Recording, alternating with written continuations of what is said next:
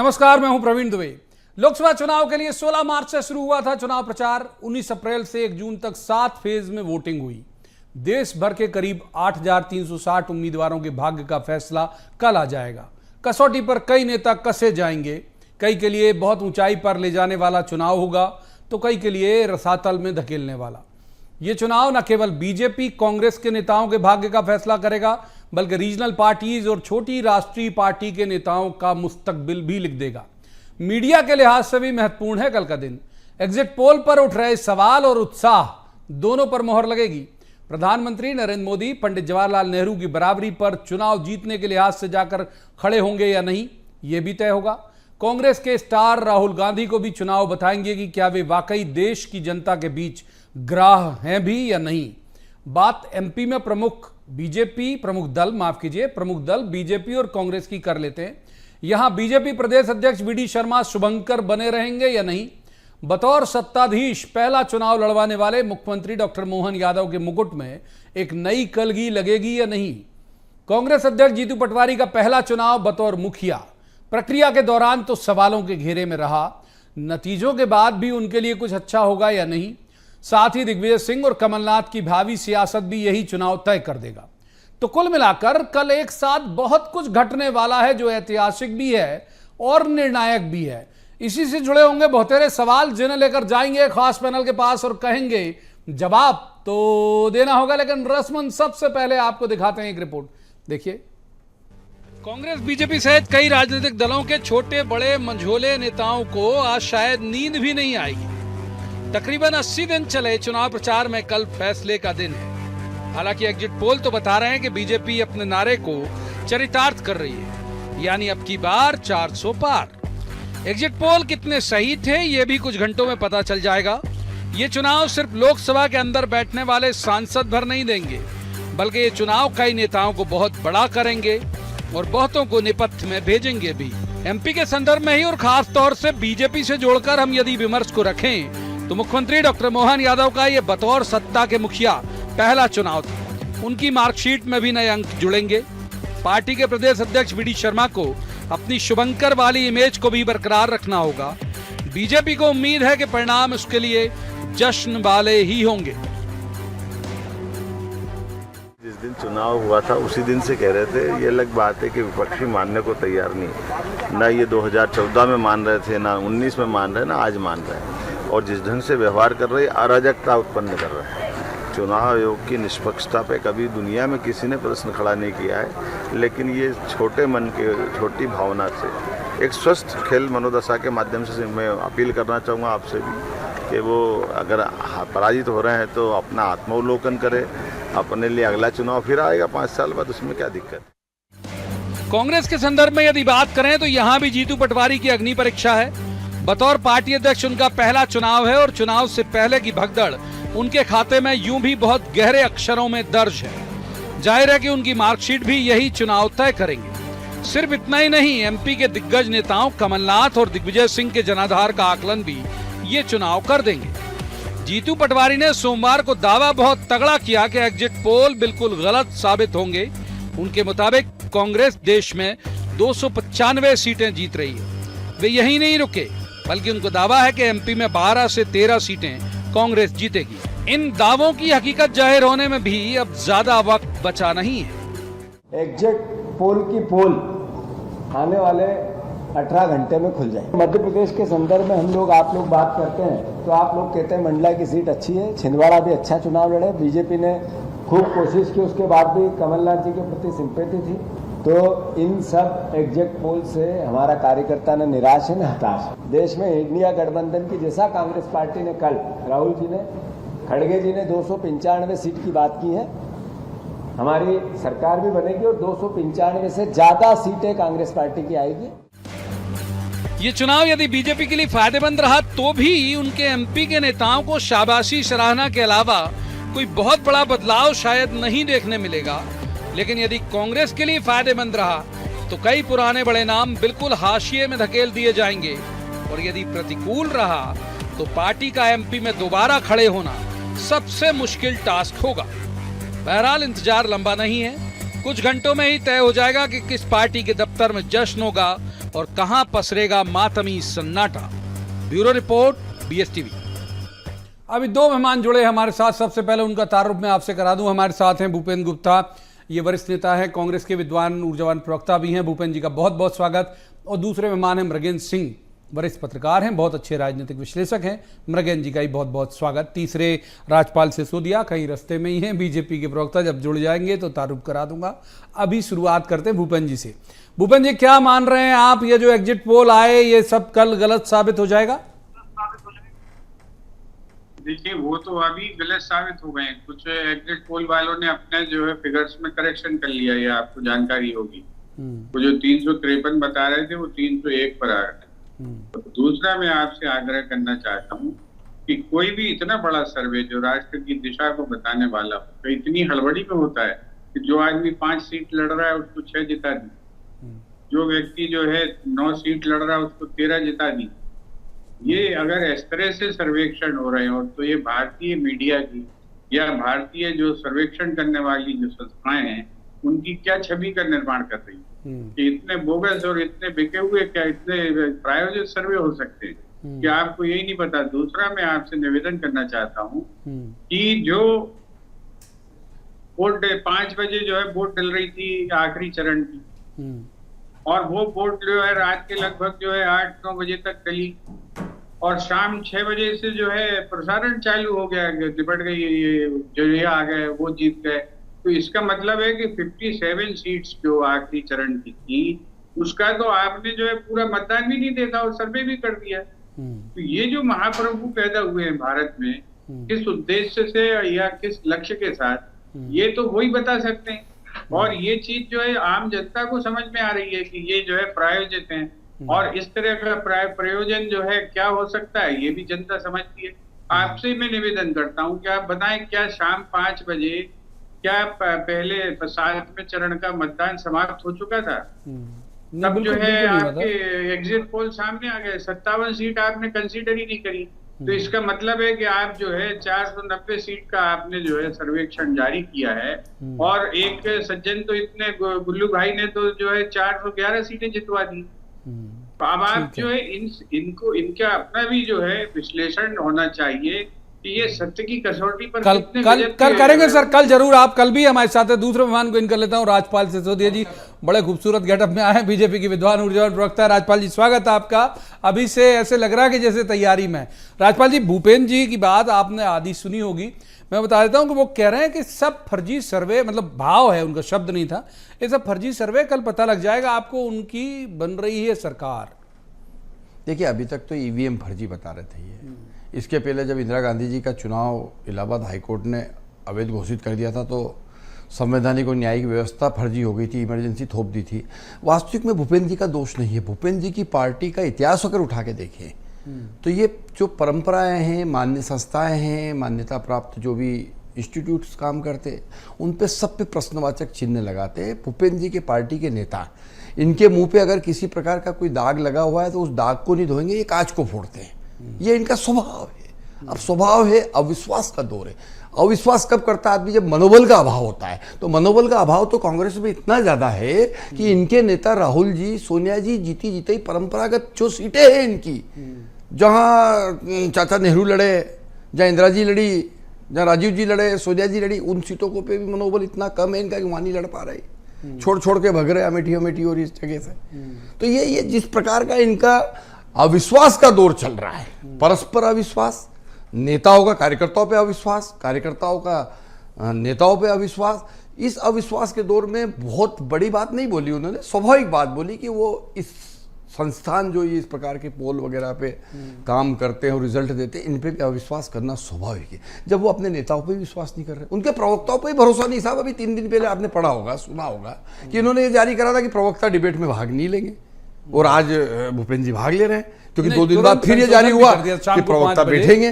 तो ये घोर कंफ्यूजन में कांग्रेस है। इनको कुछ समझ नहीं आ रहा है। अब कल सारी स्थिति क्लियर कल हो जाएगी, बहुत कम घंटे बचे। मृगेंद्र जी को इन करता हूं।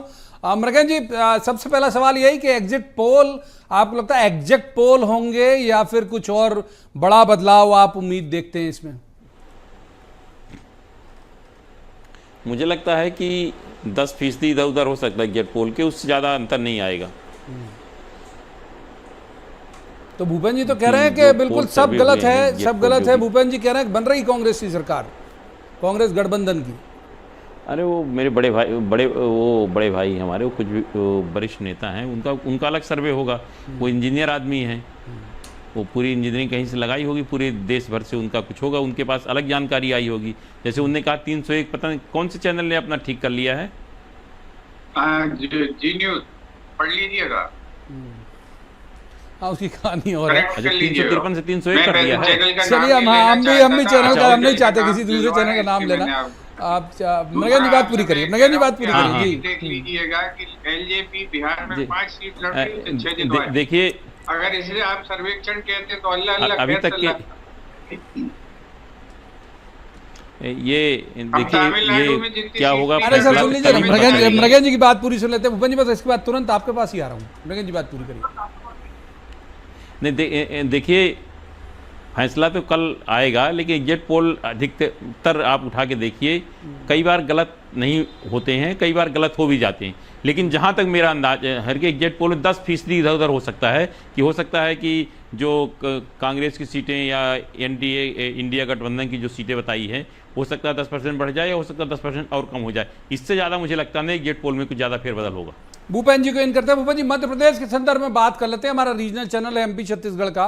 एमपी की 29 सीटों में से कितने की उम्मीद है आपको और क्यों मैं है? इस पर कोई अनुमान लगाने के लिए नहीं आया। मैं तो जो कल का नहीं वो जो बता रहे हैं परिणाम मृगन जी कि आया, आपने कोई उसका- इंजीनियरिंग लगा के सर्वे किया है, इसीलिए मैं आगे नहीं, हमने कोई सर्वे नहीं किया और आपने भी मेरी बात को गलत तरीके से रख दिया। जी। मैंने ये नहीं कहा कि ये पहले तो फर्जी है, ये नहीं बोला मैं। भाव कहा मैंने जो सवाल उठाए वो तकनीकी, उनका उत्तर ना आपके चैनल के पास है ना हमें मृगन जी ने दिया।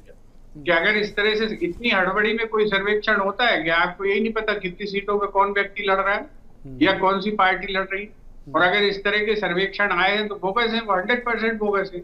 दूसरी चीज मैं आपसे कहना चाह रहा हूँ कि हमारी मगन भैया ने तारीफ की कि मैं इंजीनियर हूँ, तो मैं आपको बता देता हूँ कि जो है इंजीनियरिंग का एक सब्जेक्ट है प्रोबेबिलिटी, और उसी के आधार पर हम लोग हजारों चीजों की जो है प्लानिंग करते हैं। हमें जो है कितने दिन में काम पूरा करना हम प्रोबेबिलिटी के आधार पर करते हैं।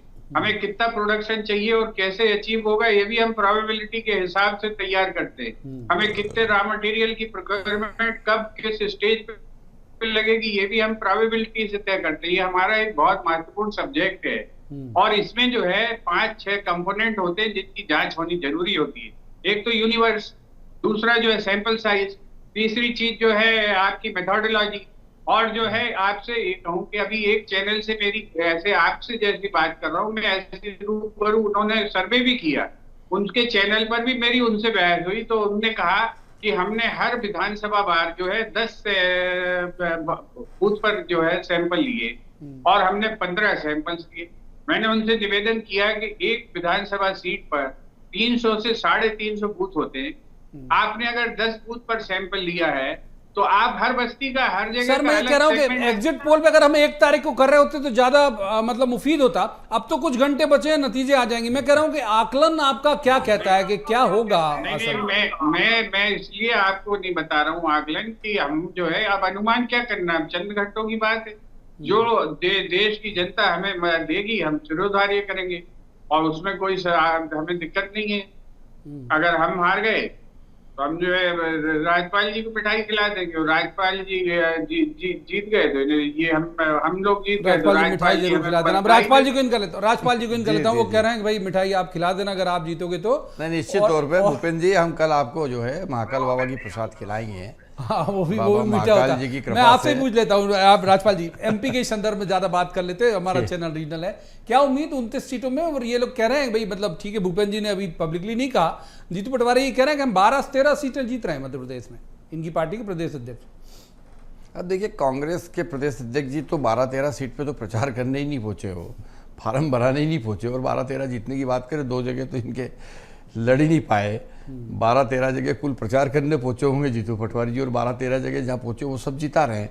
तो ये सब ख्याली मामले चल रहे हैं कांग्रेस के। वास्तविक में जीतू पटवारी जी का जो नेतृत्व रहा है ये भी एक बहुत बड़ा कारण है इस मध्य प्रदेश की हार का।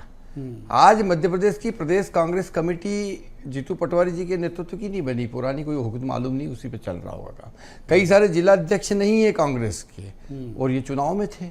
कितनी विचित्र बात है साहब। तो आधे जिला अध्यक्ष आपने खरीद लिए सर, मतलब खरीद लिए, माफ कीजिए, आपने अपने पाले में कर लिए ड्यूरिंग इलेक्शन। देश की सबसे बड़ी पार्टी कभी रही जो 400 पार रहे, जो कभी किसी जमाने में, आज उनके प्रदेश की कार्यसमिति नहीं है साहब, उनके पदाधिकारी नहीं है, परस्पर अविश्वास का दौर चल रहा है, नेता एक दूसरे को निपटाने में लगे हुए हैं। 27 जगह कांग्रेस के जो उम्मीदवार लड़ रहे थे तो वो 27 जगह 27 प्रदेश अध्यक्ष थे, अलग अलग एजेंडा था हर जगह का, कोई यूनिवर्सल कुछ नहीं था, सिर्फ बातें हैं, वो बातें हो रही है। और अब सिर्फ एग्जिट पोल की जो बात, इसकी एग्जिट पोल की बात जो हो रही है, तो इस पे अविश्वास का दौर इसलिए भी ये करने का काम करेंगे कि भाई अब बचाइए, हाँ कुछ घंटे बचाइए। मृगन जी को इनका लेते हैं। मृगन जी, जीतू पटवारी की बात राजपाल जी ने कही। आप देखिए, एक तरफ पहला चुनाव जीतू पटवारी जी लड़वा रहे हैं और पहला बतौर सीएम मोहन यादव जी लड़वा रहे हैं। उनकी डिमांड हमने सबने देखी कि भाई वो 12 राज्यों में गए, अगर मैं गलत नहीं हूं तो 72 कॉन्स्टिट्यूंसी उन्होंने एड्रेस की, कई लोगों का नॉमिनेशन फाइल कराया। तो चुनाव के बाद दोनों की तुलना आप क्या कैसे देखते हैं, दोनों की भूमिका आप कैसे देखते हैं नतीजों के बाद? माफ कीजिए। देखिए, ये चुनाव परिणाम जो होंगे दोनों के लिए बहुत बड़ी अग्नि परीक्षा है। मोहन यादव जी पहली बार चुनाव लड़वा रहे हैं, मध्य प्रदेश के मुख्यमंत्री हैं, उन पर बड़ी जिम्मेदारी है कि भारतीय जनता पार्टी पिछले 28 सीटें थी तो 29 को 29 का प्रयास करेंगे, नहीं 28 तो कम से कम होना चाहिए। ये उनकी पूरी कोशिश होगी कि इस तरह की सीटें आएँ और ताकि उनका वो भी हाईकमान ने जो उन पर विश्वास कायम किया है तो ये बता सके कि नहीं, मेरे पर अगर हाईकमान ने विश्वास कायम किया है तो मैं उस कसौटी पर खड़ा उतरा हूँ। इसका फ़ायदा निश्चित रूप से भारतीय जनता पार्टी को होगा। भारतीय जनता पार्टी से ज़्यादा मोहन यादव जी को होगा, उनके भविष्य की राजनीति को भी। ये कुछ अच्छा देखिए कि पार्टी ने उन्हें मुख्यमंत्री बनते ही 3 महीने पूरे देश भर में घुमा दिया, इवन साउथ के राज्यों में उन्हें प्रचार प्रसार के लिए भेजे। इसका मतलब है कि पार्टी हाईकमान को उन पर बहुत ज़्यादा भरोसा है, इसी कारण उनको जिम्मेदारी दी गई है। तो उनकी ये परीक्षा की घड़ी है जो कि कल 12 बजे तक क्लियर हो जाएगी लग। इसी तरह जीतू पटवारी जी पहली बार, मुझे लगता है लंबे अरसे बाद एक युवा बने हैं। खैर इसके पहले अरुण यादव जी भी थे, दिग्विजय सिंह जब प्रदेश अध्यक्ष बने थे वो भी काफ़ी युवा थे, उनके लिए भी अग्नि परीक्षा है। लेकिन जैसा कि सिसोदिया जी ने कहा कि निश्चित रूप से कांग्रेस की कार्यकारिणी नहीं बन पाई। कांग्रेस की कार्यकारिणी तो भंग है, पूरी कार्यकारिणी, कुछ लोग काम जरूर कर रहे हैं लेकिन, और कुछ जिलों में जिलाध्यक्ष भी नहीं है, जैसा आपने कहा कुछ जिलों को जिलाध्यक्षों को भारतीय जनता पार्टी ने शामिल किया। तो ऐसी स्थिति में भी अगर जीतू पटवारी जी 12 से 13 सीटें जीते दावा कर रहे हैं तो निश्चित रूप उनका मनोबल होगा, कहीं उनकी जानकारी होगी। लेकिन जो अंदर की जानकारी है या जो अगर देखा जाए पूरे प्रदेश की स्थिति से तो मुझे तो ऐसा दिखाई नहीं दे रहा है। एक बार भूपेंद्र जी को इन करते हैं। भूपेंद्र जी, आपकी पार्टी के 2 बड़े नाम, मतलब जिनकी देशव्यापी पहचान है बल्कि बाहर भी है, कमलनाथ और दिग्विजय सिंह, ये दोनों आपको नहीं लगता कि ये भी दांव पर हैं जीतू पटवारी के साथ साथ? क्योंकि अगर नकुलनाथ मान लीजिए वो कुछ गलत हो जाता है, वो हार जाते हैं, या मान लीजिए दिग्विजय सिंह जी हार जाते हैं, तो फिर लोग नहीं कहेंगे कि भाई आपका जनाधार कहाँ है और कैसा है? मान क्यों ले, मैं तो वहां चुनाव में था। अच्छा। दोनों सीटें जीत रहे। अच्छा। कैसे मान लें? अभी आप दरअसल एक भी सीट नहीं बोल रहे थे सर, इसलिए मैंने मनवा दिया। अब चलिए 2 तय हो गई कि 2 आप जीत रहे हो। हाँ, आप तो जो है मुझसे जो है भविष्यवाणी करवा रहे थे, मैं इसलिए नहीं करता, मैं कभी भी इस तरह की बात करता नहीं, आपको मालूम है। नहीं, बिल्कुल। कितनी बार आपके चैनल पे इस तरह की डिबेट में आया हूँ, मैं कभी अनुमान नहीं लगाता। ठीक है, क्योंकि अपन बेसिक डाटा पर काम करते हैं। और ये 2 बेसिक डाटा पे है कि ये 2 तो आ ही रही है। मतलब कमल, अब आपसे मैं निवेदन करना चाहता हूँ, एक बहुत हंसी उड़ाई हमारी पार्टी की आदरणीय सिसोदिया जी ने, जिनसे मैं छोटे 2-4 सवाल कर लेता हूँ तो ये बता दें आपकी पार्टी की असलियत। इनके अध्यक्ष महोदय ने घोषणा कर दी है कि इन्हें 68% वोट मिल चुके हैं हर बूथ पे। ये उनकी घोषणा की हुई है उन्होंने प्रेस कॉन्फ्रेंस लेके मुख्यमंत्री की उपस्थिति। और जो सर्वेक्षण है वो इनको 58 पॉइंट कुछ वोट दे रहे हैं। ये 10% का गाला तो यहाँ एक दिन में हो गया आपकी प्रेस कॉन्फ्रेंस के बाद। दूसरा, मैं आपसे कहना चाहता हूँ, आप बहुत बड़ी बड़ी बातें कर रहे थे। आप लोगों की सामान्यतः आदत है बड़ी बातें करना, जुबान बहुत लंबी होती है। तो आप अभी जो बात कर रहे थे उसमें एक छोटा सा जवाब और दे दीजिए।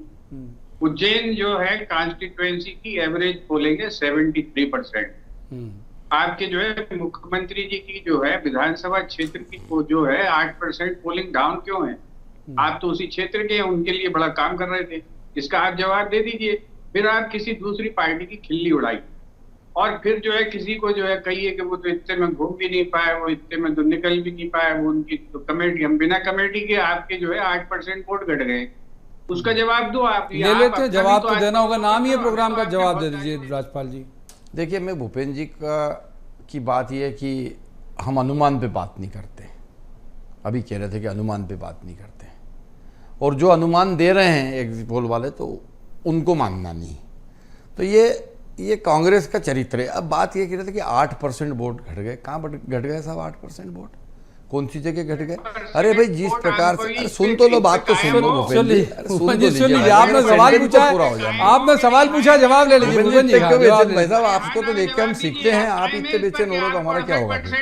अरे आपको देख के तो हम सीखते हैं साहब, और आप ही बेचैन हो रहे। जवाब तो आजान दीजिए श्रीमान जी, जवाब ले लीजिए। जवाब देना कार्यक्रम का नाम है कि जवाब तो देना होगा, आप जवाब ही नहीं दे रहे हो। मेरा निवेदन ये है, मेरा निवेदन सुन रहे हैं कि उज्जैन दक्षिण के क्षेत्र में अरे भाई बोलो ना, अभी तो कांग्रेस की सीटें नहीं लगी साहब, कांग्रेस के लोग नहीं बैठे साहब, कांग्रेस के मतदाता नदारद हो गए साहब। जवाब ले लीजिए, और जवाब तो ले लीजिए प्लीज। उसके साथ साथ में कांग्रेस की सीटें नहीं लगी, कांग्रेस के लोग गायब थे, और उसके साथ साथ में जो है भारतीय जनता पार्टी के लोगों ने मतदान करने का काम किया।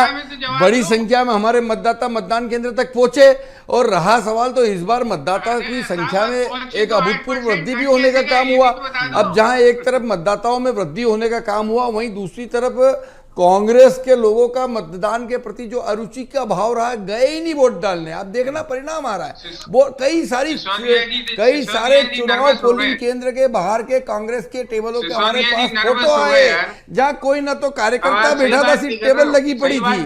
तो ये अरुचि तो आपके यहाँ हुई है साहब, हमारा तो वोट निकल के गया है, वोट डला है। और हमारे प्रदेश अध्यक्ष जी ने बिल्कुल सही कहा है, जो परसेंटेज प्रदेश अध्यक्ष जी ने बताया है वो बिल्कुल ठीक बताया है। उसी अनुरूप कल 29 की 29 सीट हम जीतेंगे।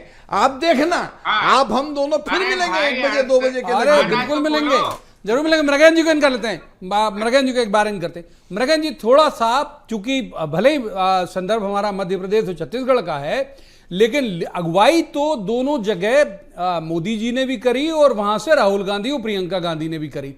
अब अगर मान लीजिए नतीजे एग्जिट पोल के अकॉर्डिंग आते हैं, तो फिर आप ये मानेंगे कि भाई राहुल गांधी की लीडरशिप पे सवाल नहीं उठेंगे? फिर निश्चित रूप से जिस भी नेता के नेतृत्व में चुनाव लड़ा जाता है, अगर पार्टी हारती है, पार्टी की और खराब स्थिति होती है पिछले चुनाव के मुकाबले, निश्चित रूप से नेतृत्व पर सवाल उठता है, और उठना भी चाहिए कि आप में आखिर क्या कमी थी या क्या आप नहीं कर पाए जिसके कारण पार्टी की स्थिति हुई। और मैं समझता हूं उनसे जवाब तलब भी होना चाहिए, और अगर नहीं है तो उन पर कार्रवाई भी होना चाहिए हर नेता पर। अगर आपको पूरा फ्री हैंड दिया गया है पूरा काम करने का, तो जिम्मेदारी भी तय होनी चाहिए। नहीं तो आप रणनीतिक तौर पर दोनों में से किससे आगे मानते हैं? अभी तो नतीजे आए नहीं है, लेकिन किसकी रणनीति आपको लगता है कि कारगर सी रही होगी, जितना आप समझ पाए? नहीं, देखिए, भारतीय जनता पार्टी का जो संगठन है और जो उसकी रणनीति है, निश्चित रूप से कांग्रेस के मुकाबले अच्छी रही। आप प्रचार प्रसार के देखिए, भारतीय जनता पार्टी कितने नेता मध्य प्रदेश आए, मोदी जी की भी काफ़ी सभाएं हुई, अमित शाह जी की हुई, राजनाथ सिंह जी की हुई, नड्डा जी की, लेकिन कांग्रेस पार्टी के नेताओं की हर लोकसभा क्षेत्र में मुझे लगता नहीं कि राहुल गांधी जी और प्रियंका जी की बहुत कम सभाएं हुई हैं, कुछ ही क्षेत्रों में हो पाई। तो उससे साफ पता चलता है कि किसने ज़्यादा मेहनत की, किसके नेतृत्व में ज़्यादा लोगों ने दौड़ लगाई या मेहनत की, उसका असर मुझे लगता है कुछ ना कुछ तो दिखेगा। भूपन जी, एक वोट बैंक था आपका, मतलब था इसलिए कह रहा हूं कि कल हम है बोलेंगे अगर मान लीजिए हुआ तो। अभी एग्जिट पोल के अकॉर्डिंग ही ऐसे लगता है कि भाई आपका जो पिछले विधानसभा चुनाव में भी ठीक ठीक था, माफ कीजिए लोकसभा में 2019 में, विधानसभा में भी 40% के आसपास था। आपको लग रहा है कि वो साबुत रहेगा, बढ़ेगा या कम हो सकता है? देख के हमारा वोट बैंक, उसमें जरा सी भी चिंता की आवश्यकता नहीं है। और दूसरी चीज मैं आपसे कहना चाहता हूं कि मध्य प्रदेश में आपने कहा कि हाँ इतना सारा इतना प्रचार तंत्र सब किया उन्होंने, निश्चित रूप से वो कर सकते थे क्योंकि माल उनके पास था। हमारे तो पैसे भी छीन लिए गए, हमें तो जो है निहत्था कर दिया गया था। रावण रति विरत रणबीरा की तरह हम लोगों ने ये जो है चुनाव लड़ा है। इस रिसोर्सलेस इलेक्शन में भी हमने जो है हमारे कार्यकर्ताओं ने जान लड़ा दी। ये हमारा सर बिल्कुल फिसल गया वक्त यहाँ से। एक क्लोजिंग ले लेते हैं। वो कह रहे हैं रावण रथी विरथ रघुवीरा, मतलब वो उधर है रघुवीर कांग्रेस। तब जल्दी से क्लोजिंग सिसोदिया साहब। नहीं, अब देखिए, अब ये तो आरोप प्रत्यारोप की बात है। वास्तविक में तो भारतीय जनता पार्टी के कार्यकर्ता मतदान केंद्र पे काम कर रहे थे। मोदी जी के विकास की नीति और गरीब कल्याण के कार्यक्रम और देश में हमने तुष्टिकरण के विरुद्ध जो संतुष्टिकरण की नीति देने का काम किया मोदी जी के नेतृत्व में, उसकी विजय हो रही है। ठीक है, माफ कीजिए, वक्त इतनी चर्चा की इजाजत देता है। बहुत बहुत शुक्रिया तीनों मेहमानों को इस चर्चा में शामिल होने के लिए। दर्शकों से कहूंगा कि अभी तक जितना भी सुना आपने स्टूडियो में उसे यहीं तक रहने दीजिए, क्योंकि जब तक आप गुथेंगे बुनेंगे तब तक तो नतीजे आ जाएंगे। और यह भी अपील करूंगा कि कल लगातार BSTV के साथ बने रहिए। हम सबसे तेज सबसे सटीक नतीजे आपको दिखाएंगे। आज की चर्चा में इतना ही। कल आपसे मुलाकात होगी और सारा दिन हम इलेक्शन से जुड़े मसले पर बात करेंगे। आप देखते रहिए BSTV।